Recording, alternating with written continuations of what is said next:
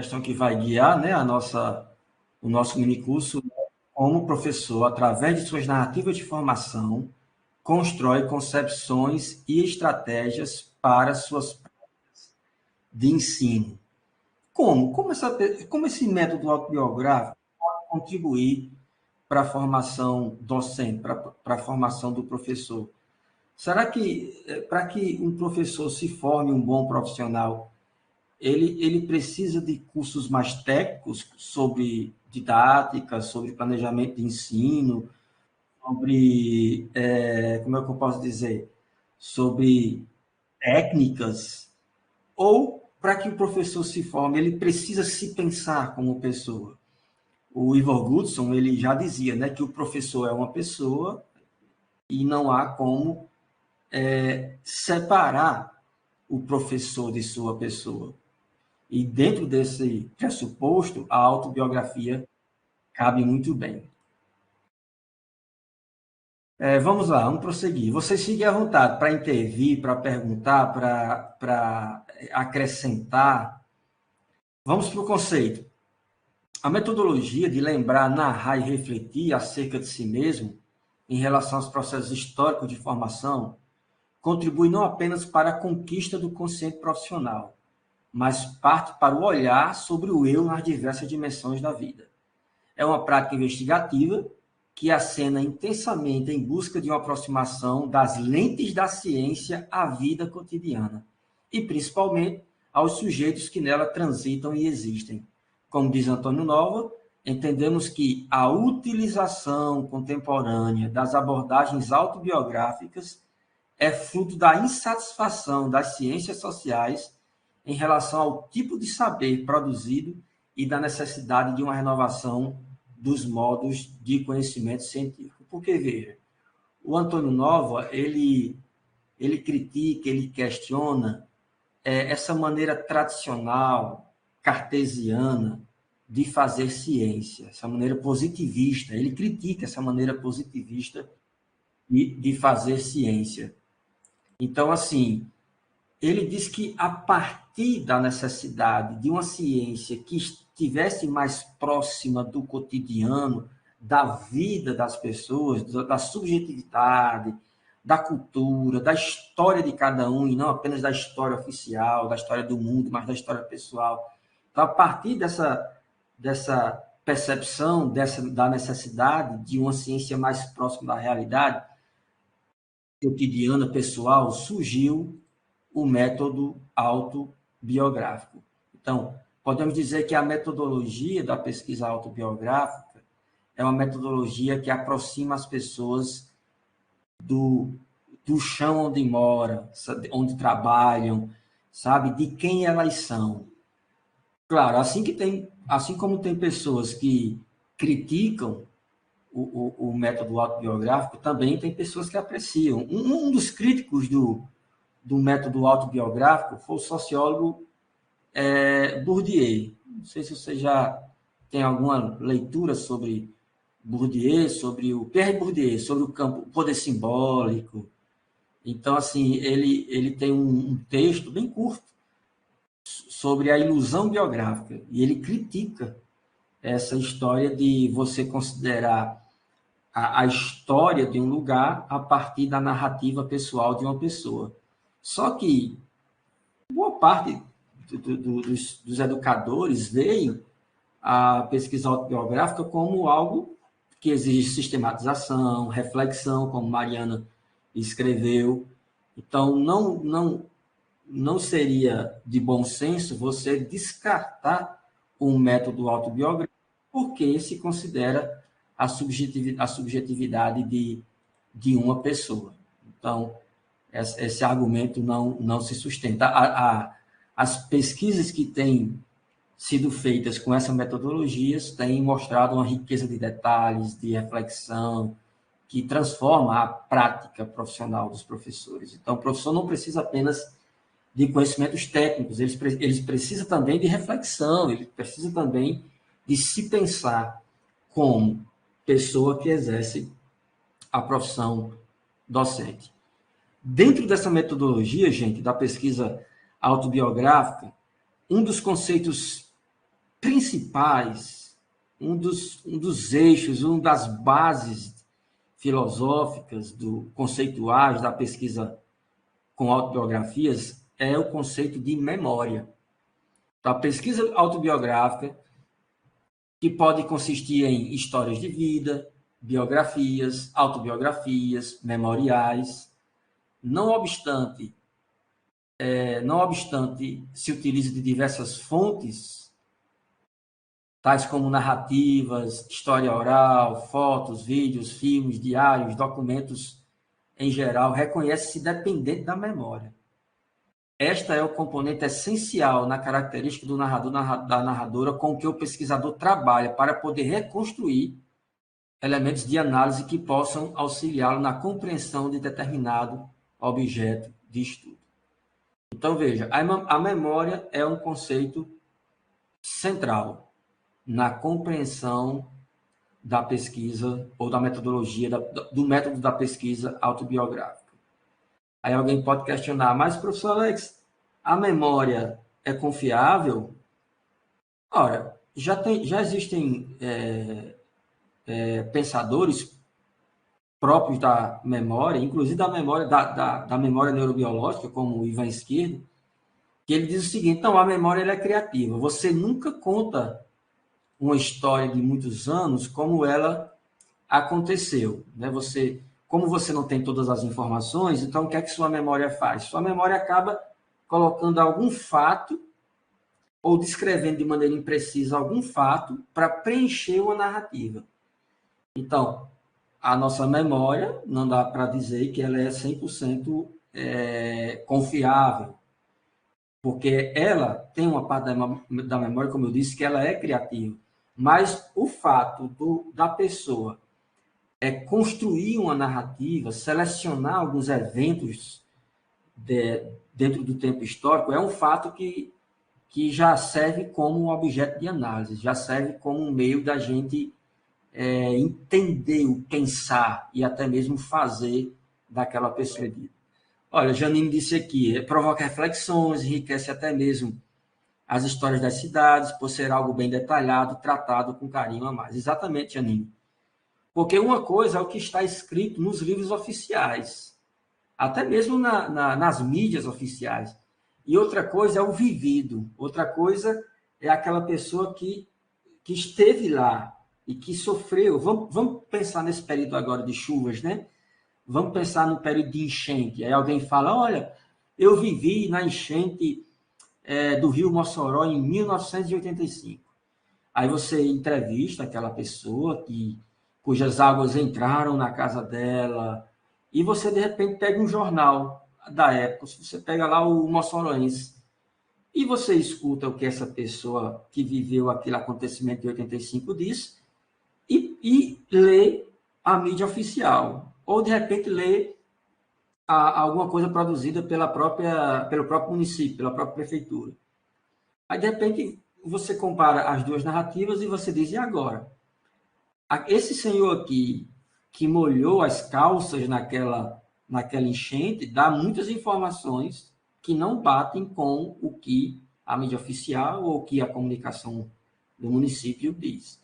Ou, claro, pode acontecer o quê? Que esse senhor que passou pela enchente, que teve a casa invadida pelas águas, ele dá informações, ele dá mais detalhes que nenhuma outra mídia deu. Então, a memória vivida por essa pessoa, por esse senhor aqui, na minha hipótese, ela tem muito mais riquezas, não só riquezas de acontecimentos, mas até de sentimentos, de tristeza. Mariana falou aqui, né? Lembrei agora do filme Os Narradores de Javé. Exatamente, Mariana, né? Boa lembrança. É um bom filme sobre memória, né? Que a Ana Lúcia Guiar, ela explora muito. Jamil fala aqui, né, que a pesquisa autobiográfica tem uma perspectiva descolonial, exatamente. A partir das suas falas, professor, estou percebendo. Sim, Jamil, com certeza. Com certeza. Quer ver uma coisa, pegando nessa ideia de colonialismo?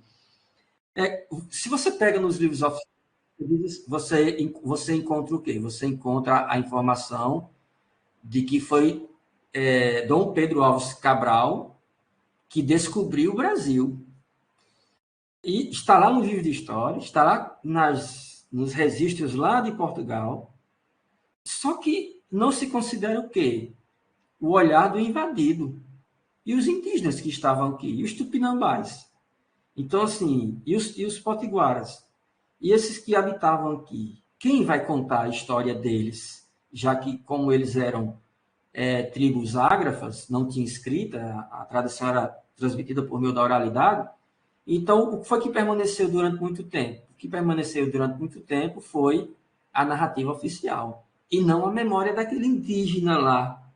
Enfim, aí o trabalho do antropólogo, inclusive, né, o antropólogo historiador, é tentar resgatar relíquias, tentar resgatar a memória dos indígenas a partir das marcas que eles deixaram nas cavernas e de tantas outras maneiras, na cultura, na culinária e assim por diante.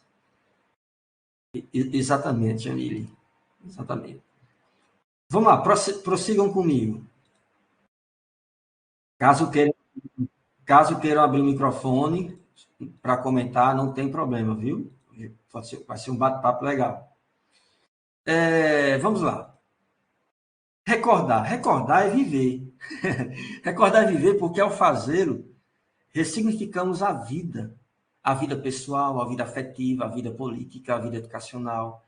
E esse recordar vivamente faz das memórias abertas um tipo de aliadas indispensáveis à formação do professor, tanto em sua etapa inicial como na formação continuada, pois numa e noutra os desafios que a vida nos interpõe representam provocações ao lembrar que não podem seguir como alimentador de esquemas comportamentais reprodutores, mas que precisam ser lidos e refeitos sem que percamos os desafios, as ameaças e as possibilidades do presente. Recordar também é se formar, recordar também é avaliar as suas práticas. Vamos lá, eu vou dar um exemplo para vocês. Durante o meu mestrado, né, eu entrevistei duas professoras, vou mostrar para vocês já já quem são elas, e teve uma professora que dizia assim: professor Alex, uma estratégia que eu uso para disciplinar os meus alunos é contagem regressiva. 5, 4, 3, 2. Aí eu perguntei, e funciona? Ela disse, funciona. Aí eu questionei, mas isso você não aprendeu no curso de pedagogia, não? Tenho certeza. Onde foi que você aprendeu essa metodologia de contagem regressiva? Aí ela disse, tá aí, professor, agora você me pegou. Agora você me pegou. A Mariana já encontrou a resposta. Agora você me pegou. Eu vou lembrar com quem foi. Aí quando foi no outro encontro de entrevistas, ela disse, professor, eu lembrei, eu tinha uma professora na educação infantil que gostava de fazer isso. Eu absorvi tanto a metodologia dela que ficou dentro de mim e eu não lembrava que tinha sido ela, quando você me perguntou, ela falando. Então, assim, você recorda de alguns professores que foram marcantes, ou marcantes positivamente, ou marcantes de maneira negativa, né? Mas, assim, esses professores, quer queiramos ou não, eles influenciaram na maneira de nós sermos professores. Tem uma frase muito boa de Nilda Alves. Nilda Alves, ela diz assim: o professor que um dia tivemos reaparece no professor que somos. Quem concorda com isso? O professor que um dia tivemos reaparece no professor que somos. Será que é verdade isso, gente? Será que algum professor que nos marcou positivamente, ele reaparece em nossas práticas, na nossa maneira de ser e fazer a docência? Será que algum professor que nos marcou até de maneira traumática, que nos causou alguma dor, será que de repente a gente acaba reproduzindo, espelhando alguma postura que ele teve lá atrás conosco? E Irã está concordando aqui, certamente, né? O professor que um dia tivemos reaparece no professor que somos, em nossas práticas. Isso acontece em vários âmbitos, né? Eu gosto de dizer assim que na, na, na própria academia, né? Quer queira, quer não, quando você é aluno e olha lá aquele professor universitário, você, você se sente marcado, né? O que é que Mariana diz aqui? Acredito que isso podemos levar para todas as áreas da nossa vida, através de nossas influências. Genilton diz aqui que não havia para pensar assim, porque é de fato, nós existem né, posturas que nós absorvemos e que de fato nós não pensamos sobre essas origens, né? Quando nós acordamos, nós pensamos sobre e decidimos, né, por dar continuidade ou de repente fazer uma ruptura naquelas posturas que nós julgamos que não são saudáveis, não são positivas. Veja, já funilando mais um pouquinho dentro da proposta do minicurso. Gostei do conceito, viu, Leonardo? Pensamento espontâneo da docência. A memória como recurso de formação na pesquisa autobiográfica. O narrar como processo de autoconhecimento.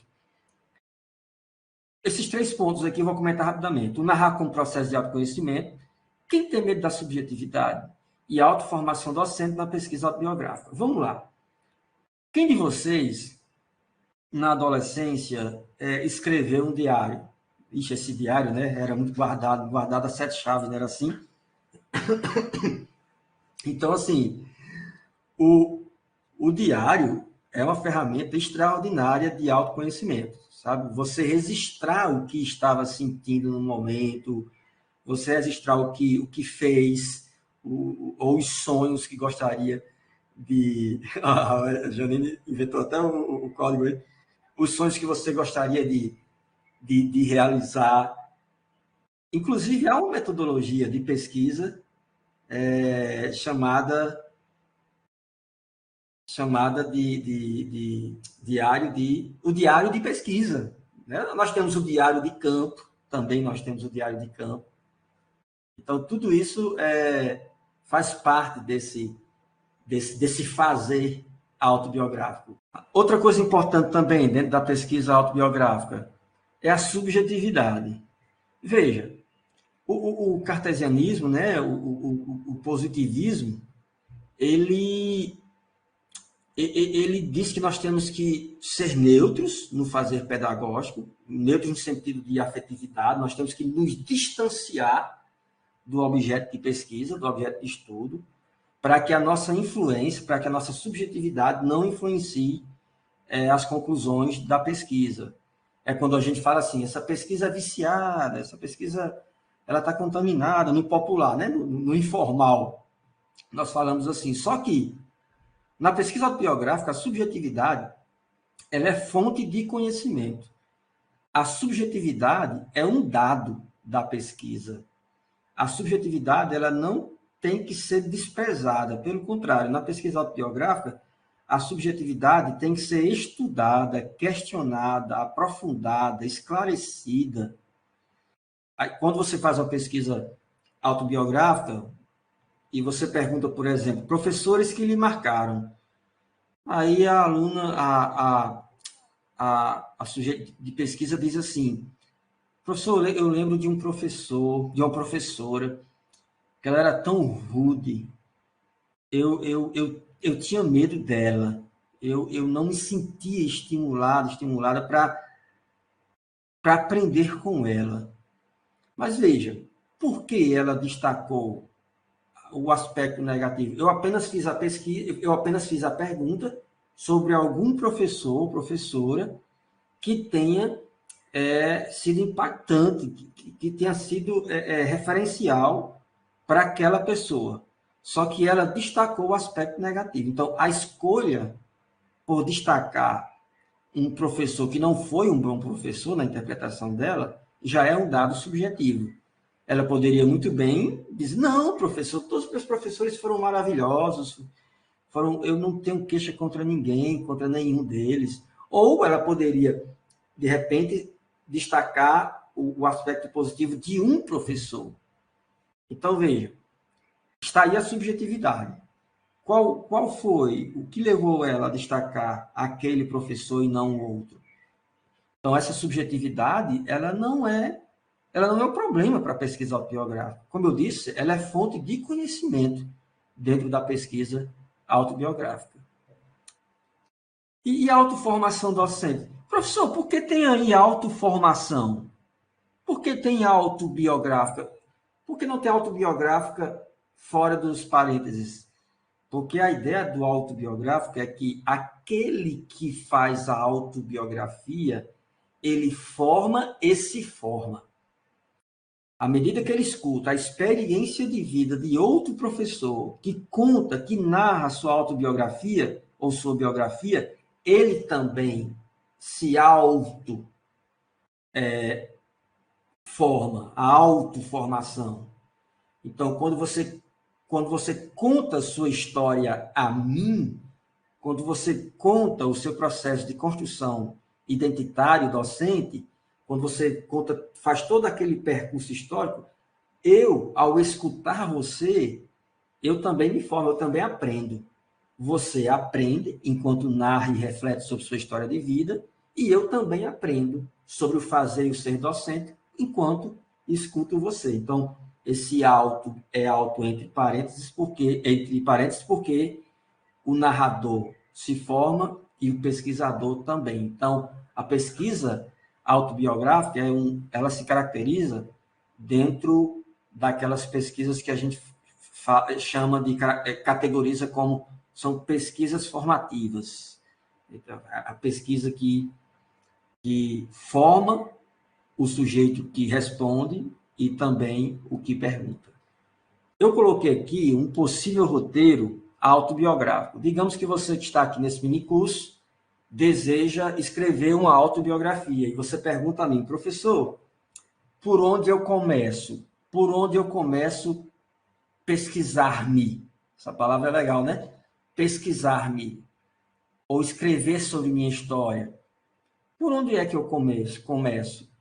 Eu posso orientar e aconselhar e dirigi-los no sentido de vocês começarem pela consciência dos processos de autoformação, ou seja, vocês lerem sobre pesquisa autobiográfica, vocês lerem sobre memória, para depois começarem a escrever suas histórias de vida, suas autobiografias. Então, antes de colocar a tinta no papel, estude primeiro esses conceitos aqui de autoformação, de memória. Estude alguns autores. Tem que fazer uma tese de doutorado, não. Só se, de repente, né, se vocês quiserem, sentirem paixão pelo tema. Mas é um caminho que vocês podem seguir. Primeiro passo, estudar sobre memórias, estudar sobre histórias de vida, estudar sobre autobiografias. Isso com relação ao ser e o fazer professor, tá certo? O ser e o fazer do professor. Eu sou um professor e eu quero perceber que heranças eu tenho, heranças familiares da docência. Minha mãe era professora, ou meu pai era professor, eu tinha um tio que era professor, meu irmão é professor, eu me senti estimulado a partir do meu ambiente familiar, tinha um professor que frequentava a minha sala, eu morava no campo e tinha uma professora alfabetizadora que ia até lá, tinha uma freira que alfabetizava, tinha uma missionária que alfabetizava, não, minha avó trabalhava na escola, então assim, algumas heranças dentro de nossas famílias, dentro do nosso contexto de sangue, digamos assim, que podem influenciar sobre a decisão de nossa carreira docente. É uma dica, é um tema que pode contribuir para que vocês comecem a se autobiografarem de maneira científica, né, dentro da pesquisa autobiográfica. Experiências migratórias também são importantes. Eu morava no interior, eu morava na capital, vim para o interior, a escola da capital era os professores da capital eram uns. Quando eu cheguei aqui numa cidade menor, ou eu fiz o percurso inverso de uma cidade maior para ou maior para menor, ou menor para maior. Então, assim, eu percebi que essa mudança da vida escolar, da maneira como os professores me tratavam, mudou, e isso pesou sobre o meu olhar para a profissão docente. Quer ver, olha, é muito comum no interior o professor ele conhecer os pais, ele conversar com a família, geralmente no interior a família é mais próxima da escola, você daqui a lá se encontra com o professor na padaria, no hospital, na praça, na lanchonete. Então, assim, quando a cidade é menor, então os vínculos de afeto são maiores, numa cidade menor. Mas, de repente, essa pessoa que tinha todos esses vínculos, com a diretora da escola, com a supervisora, com os professores, migra para uma cidade maior. Então, se a escola dela, no interior, tinha 200 alunos, 150 alunos, de repente foi estudar numa escola de 500, de 1.000, onde o professor não tem como dar aquela mesma atenção. E aí, o que é que nós vamos perceber?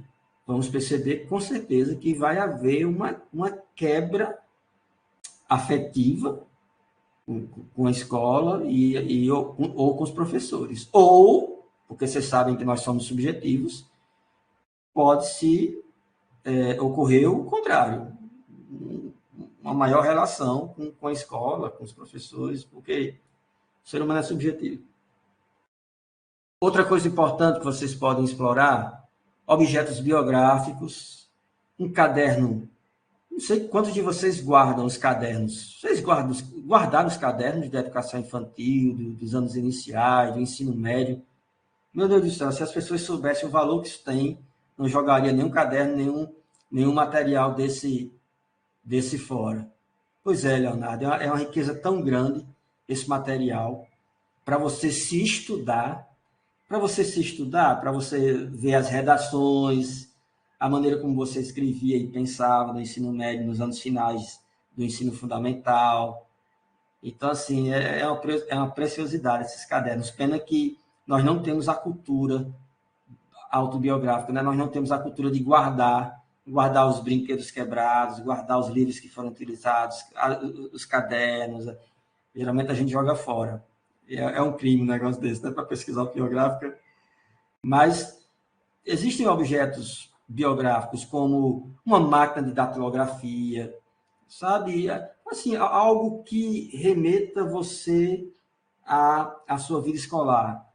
Uma mochila antiga, enfim, alguma coisa que faça você lembrar da vida escolar, da relação com os professores em especial. Eu sei que no meu tempo existia aquelas. No meu tempo existia aquelas. Como é que se chamava, meu Deus? Aquela foto lá, que ia um fotógrafo profissional para a escola, aí tinha a bandeira do Brasil de um lado, e você tirava o quadro lá escrevendo. Quem lembra disso, meu Deus do céu? Não é tempo de vocês não, né? Aquela foto bem formal, é isso mesmo, Mariana. Não, tinha um monóculo lá, era foto de colação de grau. Pois é. Aí tinha aquela fotozinha lá e você escrevendo e o fotógrafo tirava lá e colocava no quadro, né? É um objeto de memória, ele é uma riqueza tão grande. Olha, meus tios e primos passaram por ela. Pois é interessante isso. E outra coisa importante aqui, que deve estar dentro de sua autobiografia docente, é a trajetória acadêmica. Como foi sua graduação, ou como está sendo sua graduação, a depender, né, do momento que você está se autobiografando para publicar em algum evento, algum livro, enfim. Falar sobre a trajetória acadêmica, destacar os estágios, né, que são muito significativos, que são muito desafiadores, os estágios das licenciaturas, a dificuldade de escrita, a dificuldade de interpretação. A minha primeira graduação, o meu primeiro curso foi Ciências Sociais, depois eu fui para Pedagogia. Aí eu lembro que na primeira semana, eu vindo da escola pública, a vida inteira estudando na escola pública, e eu lembro que na primeira semana, os professores dando aula e passando os textos, E eu li os textos e não entendia nada. E na segunda semana eu cheguei para um colega, o nome dele era até Joab. Joab, vem cá. Joab, você tá conseguindo acompanhar todas as aulas, esses textos? Você consegue compreender tudo? E o meu colega disse assim, Alex, não. Oh, rapaz, que bom, pensava que era só eu. Como assim? O professor explica, eu leio os textos uma, duas, três vezes e não consigo compreender. E o tempo passa, né, dentro de sua vida acadêmica, e você, depois lá do segundo ano, terceiro ano já de curso, você olha para trás e diz, agora olha como eu amadureci intelectualmente, olha como eu leio melhor, escrevo melhor, compreendo as aulas.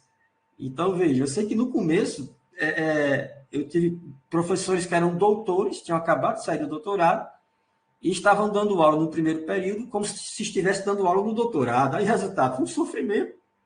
É como se alguém estivesse falando grego em sala de aula e eu tentando compreender alguma palavra, algum termo. Mas, enfim, é uma lembrança da minha trajetória acadêmica, das dificuldades. Deixa eu ver aqui um comentário de vocês aqui. Cadê? Seria interessante ler os perrengues que enfrentamos no início da faculdade. A participação em programas formativos também podem ser incluídos nessa memória docente? Com certeza.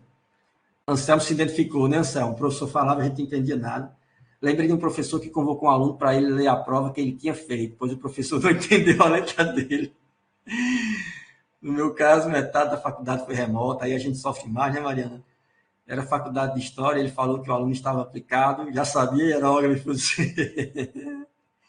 Então, construir memórias do remoto e do presencial. Tá aí, viu, Mariana? Boa. Você tem dois tempos históricos, né? Falar sobre sua formação no remoto, falar sobre sua formação no presencial. Daria uma monografia excelente, projeto de pesquisa bom. Jamil colocou, uma reflexão dessa é muito importante, até porque o professor não lembra como eram as primeiras leituras do ensino superior, pois eles já estão em outro grau do processo de ensino e aprendizagem. Exatamente, Jamil. Então é isso. É uma metodologia, você percebe que é uma metodologia útil. Aí, claro, quando você chega na vida docente, aí é que você tem experiências para compartilhar. Já pensou você compartilhar, escrever um diário de campo, ou um diário de experiências sobre o seu primeiro encontro com a sala de aula como professor, no período de regência do estágio, ou você passou no concurso, de repente assumiu uma sala, e você escrever sobre as primeiras impressões, os medos, os receios, os limites. Professor, quando chega nos conteúdos de matemática, professor é um Deus nos acuda. Quando fui construir os planejamentos, quando chegava em fração, meu Deus do céu, professor, era um desespero para mim. Por quê? Porque eu não domino o conteúdo de fração da matemática e tantos outros. E eu tive que me desdobrar, eu tive que procurar auxílio. Já pensou você registrar sobre tudo isso, essas dificuldades? E depois de um tempo, você pode registrar, escrever, publicar, e depois de um tempo escrever um novo artigo com base nos, digamos, 5 anos depois, com base nas experiências de 5 anos depois. Você escreveu sobre os primeiros anos na escola como professor, e em um evento você busca o que você escreveu, reflete sobre o que escreveu e cria um novo texto com a mente mais madura e com a profissionalidade maior, porque você já tem mais experiência, né? Depois de 5 anos, com certeza você é outra pessoa. Deixa eu ver o que a Mariana escreveu aqui. Isso tem a ver com a nossa formação nos níveis passados. Eu também tenho receio de ensinar matemática. Matemática é um calo, né? Dos professores de matemática, dos pedagogos. Matemática é um calo. Vamos lá. Escrever sobre vida docente. Já pensou um texto de uma professora prestes a se aposentar? Uma professora prestes a se aposentar e você escreveu uma biografia? Eu penso que nós deveríamos ter. professores aposentados escrevendo biografias. Ok? Podemos continuar, né? Vamos lá, vamos para a parte prática agora. Professor, tudo bem, o senhor não, você, né? Você escreveu aí o que é a pesquisa autobiográfica, os conceitos. Pois é, aqui dá para encontrar aí, ó, autobiografia, memória, personalidade, autoria, informação, relacionamentos, verdade, história de vida, livro, descrição, detalhes, compartilhar, história, experiência, trabalho. Esse quadro aí é legal, sintetiza bem os conceitos chaves dentro da autobiografia. Tudo bem, professor, o senhor explicou aí, você explicou aí os conceitos centrais, memória, um possível roteiro para começar a se autobiografar-se, a pesquisa autobiográfica como algo de fato científico, mesmo explorando a subjetividade, mas na prática, se eu quiser, se eu desejar fazer uma pesquisa autobiográfica com outra pessoa, se eu for o pesquisador da memória de outro, da história de vida de outro, da autobiografia de outro, como é que eu posso começar? Então, pronto, então vamos lá, vamos continuar. Veja, essas pessoas que vocês estão vendo aí, elas inclusive permitiram, viu, a publicação dos nomes, das fotos. Inclusive, elas diziam assim a mim: não, Alex, eu quero ser conhecido pelo mundo, eu quero que o mundo inteiro leia a minha história. Elas disseram para mim. Depois eu vou contar a história de vocês para o mundo. Eu disse para essas duas professoras. Essas duas professoras aí, Paloma e Patrícia, foram as professoras que eu pesquisei durante a minha pesquisa para a dissertação de mestrado, aqui na UERN mesmo. Paloma, ambas são formadas no curso de pedagogia, na UERN, em um currículo partilhado com o pesquisador. Vamos ver se vocês são bons de interpretação. O que significa dizer que o currículo foi partilhado com o pesquisador? Vamos lá. O que é que isso significa? Formadas no curso de pedagogia da Faculdade de Educação, em um currículo partilhado com o pesquisador. Não sei, seria tipo que vocês tiveram a formação no mesmo ano de graduação? Nós fomos colegas de turma, Isso, de colega. sala. Aí você pode pensar assim, vocês, né, podem pensar assim, mas professor, assim não vale não. Como assim?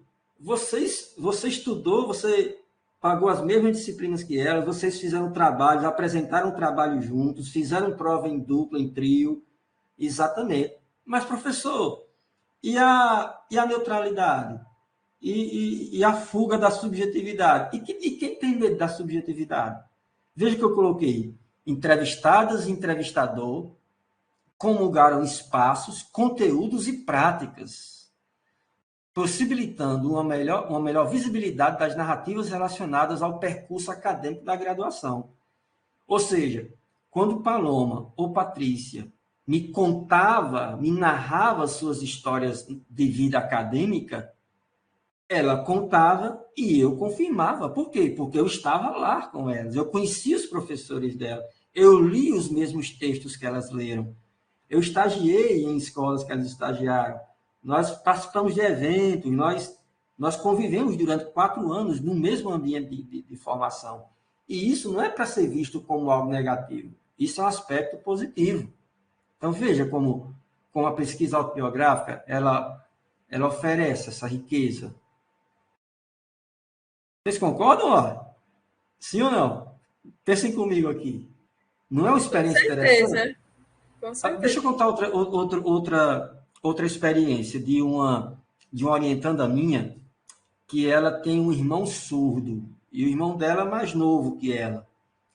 E ela, Daiane, de Aracati, talvez até vocês a conheçam, e o pessoal do Ceará, se tiver alguém aqui, e Daiane, ela usou a metodologia da pesquisa autobiográfica, foi orientada por mim, e ela escreveu sobre o processo de alfabetização de uma criança surda. Aí Mas Alex era o irmão dela.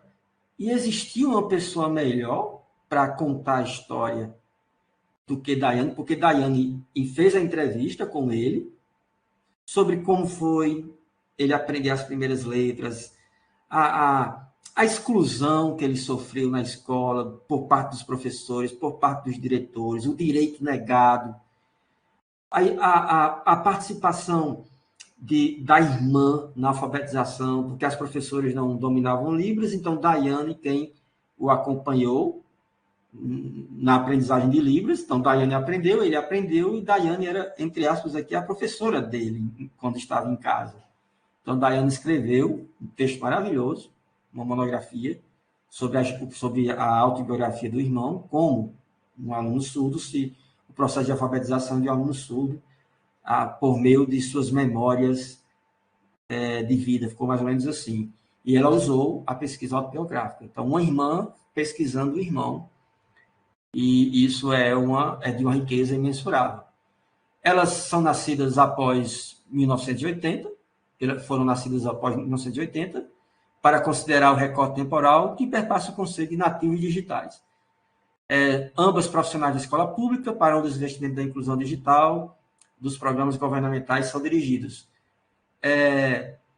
Esse critério da escolha foi instigado por questões sociais que alicerçam o conceito de cidadania e que nos conduz à supervisão de tais recursos e projetos sustentados pelo cidadão. Porque, veja, gente, o que é que eu quis saber a partir da autobiografia de Paloma e de Patrícia?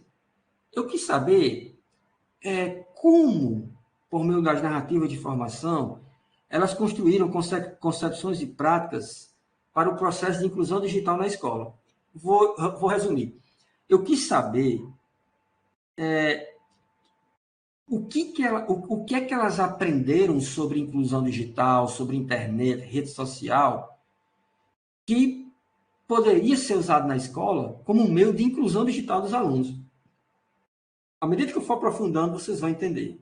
O objetivo foi pensar o sujeito professor em sua trajetória autobiográfica para a sua prática pedagógica de inclusão digital na escola, identificar nas experiências de vida das professoras e na sua formação inicial acadêmica práticas para a mediação pedagógica e demonstrar a prática de ensino e conceitos de pedagogas quanto ao uso das tecnologias na escola. Eu quis saber o que é que você aprendeu ao longo de sua vida com tecnologias que você aplica na sua prática docente. E como você vive a prática docente voltado para o tema da inclusão digital. Então, eu direcionei nesse sentido, e você pode perguntar a mim, professor, como se dava os encontros das narrativas de formação delas? Quais foram os critérios? Veja, na pesquisa autobiográfica, você pode trabalhar com temas geradores. Por exemplo, primeiro encontro, explicação do projeto e sobre o ser professora. Foi o primeiro tema que eu conversei com Paloma. Com Patrícia, eu apenas expliquei o projeto. Eu sentei com ela, cada uma individualmente, em momentos diferentes, e eu expliquei a cada uma o que eu esperava. Assim, não o que eu esperava, mas o que eu estava pesquisando, melhor dizendo, né? O que eu estava pesquisando. Olha, essa é a minha pergunta, esses aqui são meus objetivos, essa aqui é a minha metodologia. Eu escolhi vocês duas por causa disso, disso. Expliquei tudo direitinho a elas. Não há nada como é que eu posso dizer? O sujeito de pesquisa não pode descobrir, não pode saber o que eu estou pesquisando, porque senão ele vai distorcer a pesquisa. Não, na pesquisa autobiográfica não há essa preocupação. Aí depois eu falei sobre tecnologias na educação com Paloma, falei sobre o ser professora. Eu tive vários encontros aqui com todas elas, todos os encontros gravados e transferidos e transcritos para o computador e depois analisados. E nós íamos conversando. Eu colocava o tema e, a partir desse tema, nós íamos conversando. Vamos pensar. E, claro, como é uma pesquisa de cunho autobiográfico, elas tinham que ficar à vontade na sua narrativa. Eu não poderia estar cortando elas continuamente. Não. Quando eu percebia que elas estavam fugindo do meu objeto de estudo, Aí eu fazia outra pergunta para trazê-las novamente e eu não perder a linha de raciocínio da pesquisa.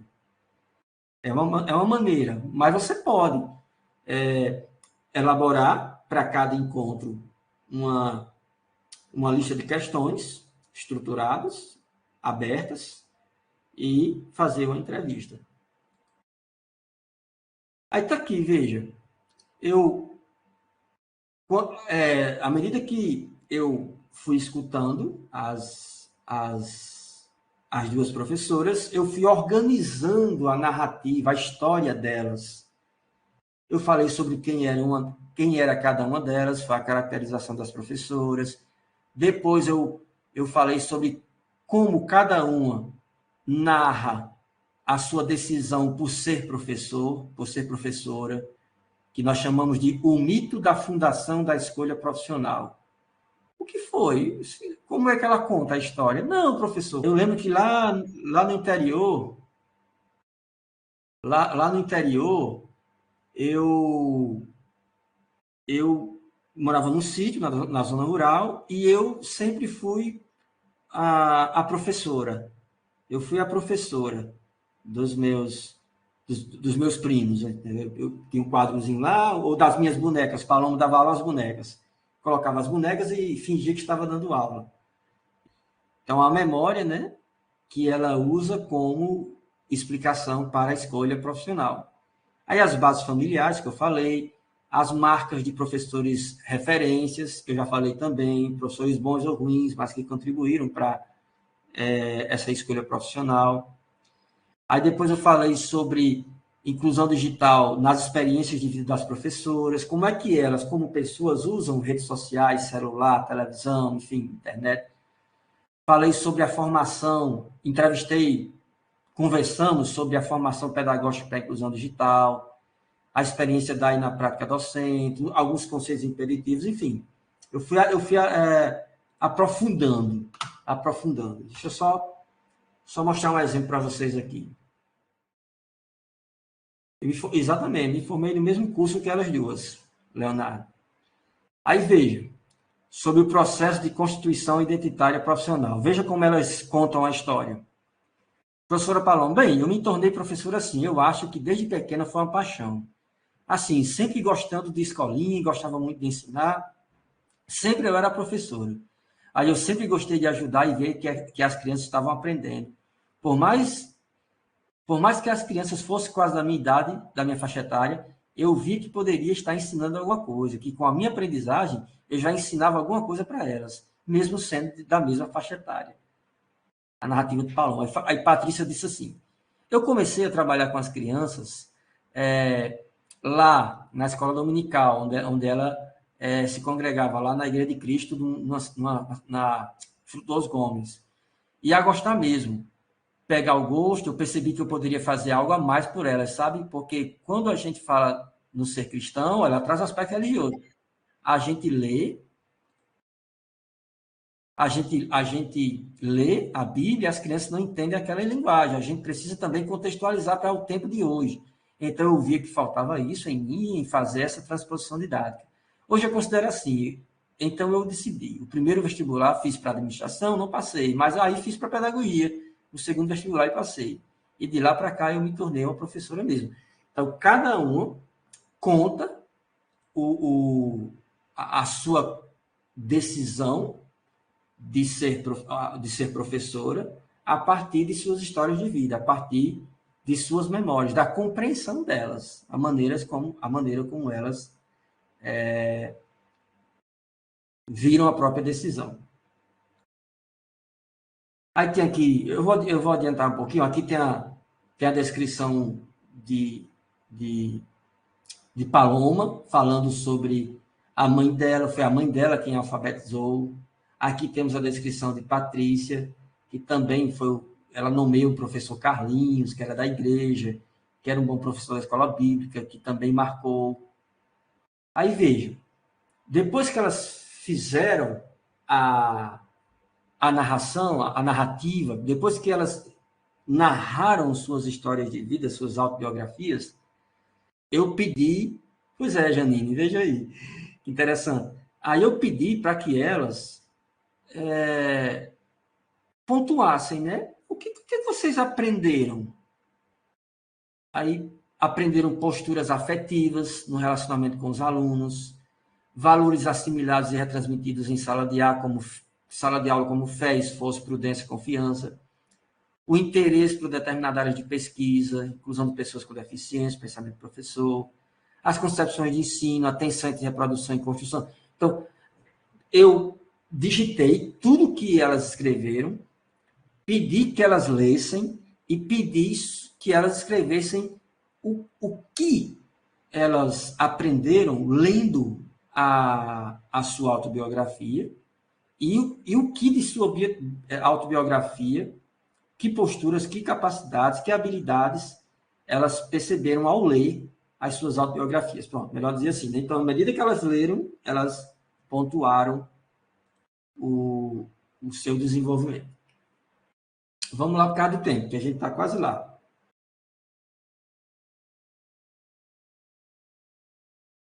Eu ensinava as crianças da rua da minha casa um quadro que meu pai comprou e papel de rascunho que eu usava para fazer as atividades.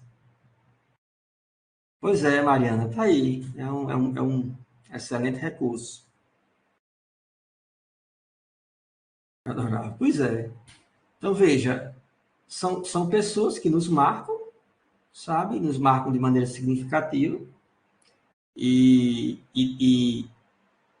dentro dessa visão, né, da autobiografia, são pessoas que influenciaram na nossa decisão. É um conceito de Maurice Halber, que é um sociólogo alemão, que ele diz isso, né, que a memória é coletiva, a memória ela se faz, ela se constrói, ela se dá por meio das relações com os pais, com os amigos.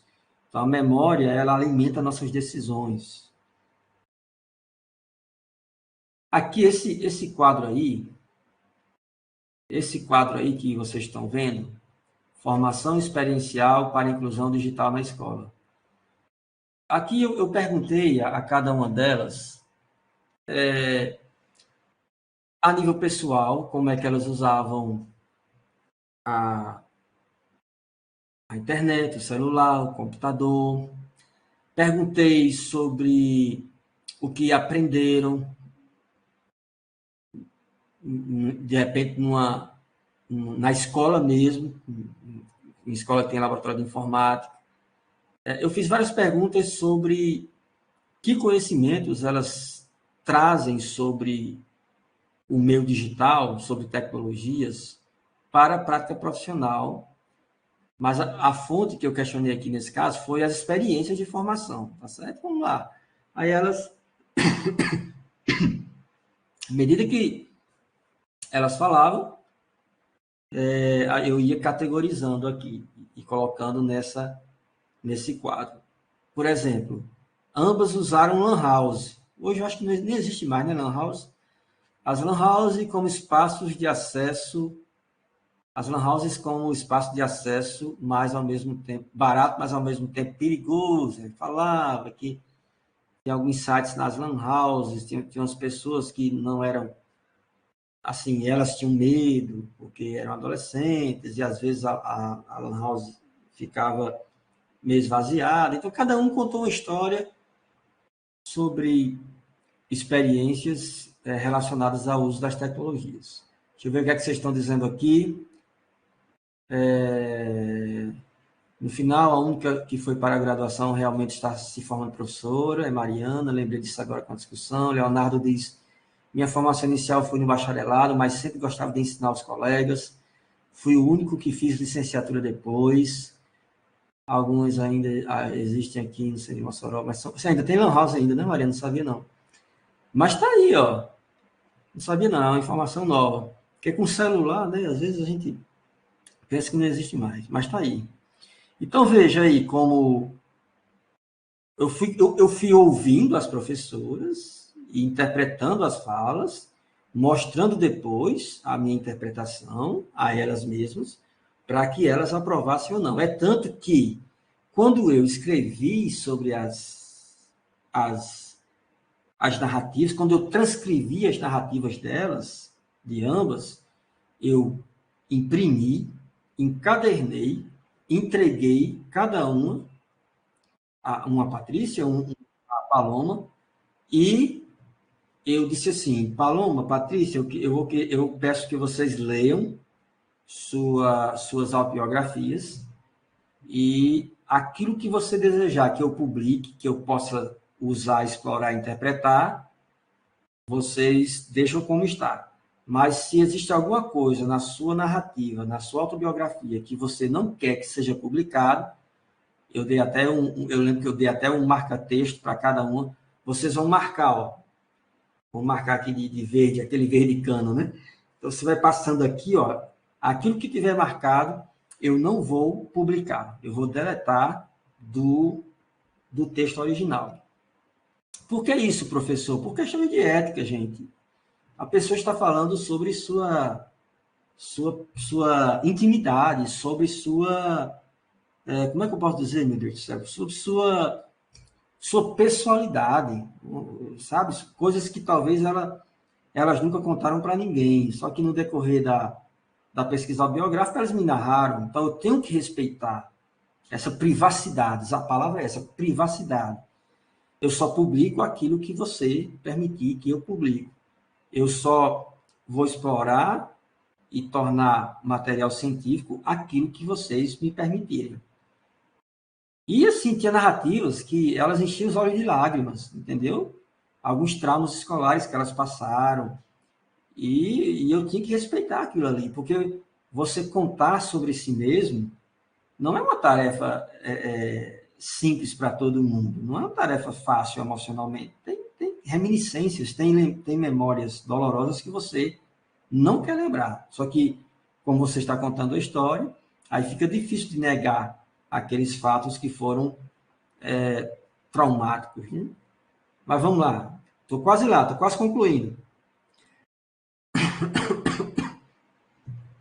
Aqui, gente, foi quando eu perguntei a elas sobre que conhecimentos e aprendizagens, né, elas tiraram do curso de pedagogia e especificamente da tecnologia, da disciplina de tecnologia e mediação pedagógica. A do curso de pedagogia, porque do curso de pedagogia, elas, como alunas, elas viam os professores e as professoras usarem o data show, usarem o vídeo, usarem as ferramentas. Então, o fato de observar o uso dessas tecnologias por parte dos professores, isso faz com que o aluno também aprenda vendo. E eu pedi também que elas anotassem, né, as suas aprendizagens a partir da disciplina Tecnologias e Mediação Pedagógica. Então, elas detalharam cada um desses tópicos aqui que eu não vou detalhar por causa do nosso tempo. Vamos lá, já estão bem adiantados. Práticas de ensino percebidas nas narrativas das professoras acerca de suas aprendizagens autoformativas para a inclusão digital. Aqui, depois que elas narraram, depois que elas se perceberam como professoras que precisavam promover o uso do computador, da internet na escola, porque ambas as escolas tinham um bom laboratório de informática e elas duas não levavam os alunos para o laboratório de informática. Mas a partir dessa narrativa que elas fizeram a mim, como eu disse para vocês no início, a narrativa formativa, elas começaram a levar os alunos para o laboratório de informática. Eu não pedi para elas levarem, mas a partir das suas próprias narrativas, elas tomaram consciência, como disse Passege, tomaram consciência de si e disseram, olha, eu tenho que levar meus alunos, é um direito que eles têm de usar o laboratório de informática. Então, elas começaram a planejar algumas aulas para serem vividas dentro do laboratório de informática. Aí, algumas aprendizagens, uso compartilhado da máquina, porque ela pensava que o ideal é uma máquina para cada aluno. No uso, ela descobriu que os alunos prefeririam ficar em grupo, em dupla, em trio. A necessidade de planejamento, a produção de conhecimentos de acordo com a realidade que a gente vive, o nosso tempo histórico, exploração de mecanismos de busca para suprir conteúdos do livro didático. Às vezes o livro didático não tinha o que você queria, mas o Google vai lá e apresenta alguns sites que têm esses materiais. a importância do apoio pedagógico, o laboratório de informática como lugar, né, de aprendizagem e que pode ser trabalhado em intercâmbio com a sala de aula. Começa a atividade na sala, termina no laboratório. A interação entre o livro didático e o livro de informática como recurso pedagógico. Então, você percebeu que elas deram uma nova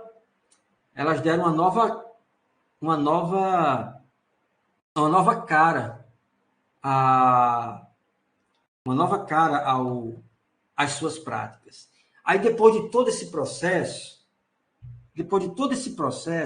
de autonarração, de autobiografia, eu perguntei: você tem pensado sobre sua prática pedagógica, sobre o seu fazer como docente?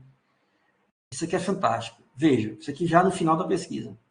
Paloma disse assim: só o que eu tenho é me pensado, principalmente nessa questão do uso do computador. É outra parte não é um conteúdo assim, como português e matemática e tudo, que você tem que fechar o ano e ter aqueles conteúdos previstos, assim, todos ok. Até porque isso não obriga o professor ter aula de informática. Ele diz aqui. Não obriga. É o direito dele, do aluno. As habilidades e as competências que, com certeza, com o computador podem ser melhoradas na criança. Então, assim, eu já venho pensando nisso, é que eu não tinha despertado para isso ainda. Eu vou mudar, vou fazer essa mudança, vou tentar ser o agente de mudança. Vou ver se, com minha atitude de levar, de encaixar um horário. Nem que eu diga, essa turma não vem a metade da manhã, só vem essa daqui, que a gente vamos passar o dia amanhã na informática. Eu não sei, vou pensar em alguma coisa para ver se vai dar certo. Eu não pedi, vou repetir, eu não pedi para que elas levassem os alunos para o laboratório. Como eu disse, a pesquisa autobiográfica ela é formativa. Então, à medida que ela se narrou, se pensou, ela mudou sua prática. Essa aqui foi Paloma. Vamos ver Patrícia. Patrícia colocou assim: isso aqui, olhando para a sala, o laboratório, também faz parte da escola. É parte integrada da escola. A gente vê como se fosse um anexo, uma coisa deixada de fora, uma coisa que está ali, como se fosse o apêndice do nosso corpo. Está ali simplesmente por estar, não serve para nada. Quando inflama, está incomodando, aí a gente tira de vez. A gente tira de vez. O laboratório de informática é visto desse jeito, mas faz parte da estrutura da escola, faz parte da educação também, e a gente não tem interesse de olhar para ele. Olha a crítica dela. A autocrítica. A gente vai conversando, aí eu vou acordando para certas questões que antes eu não pensava sobre elas.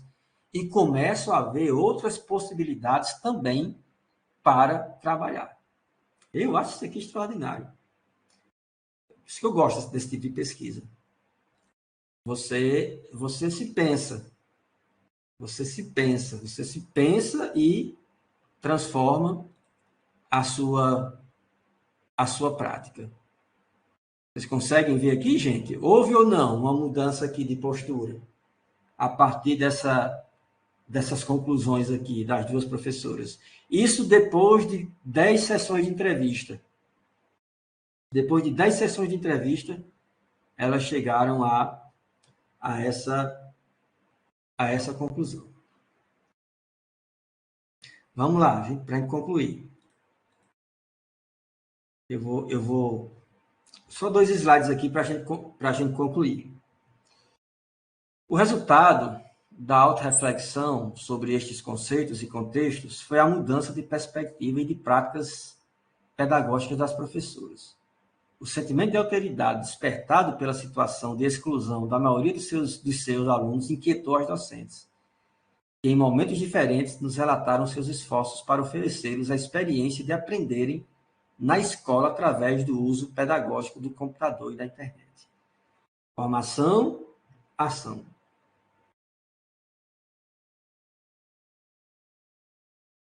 Última citação. José Manuel Moran. É um autor também que quem estuda tecnologias deve conhecer.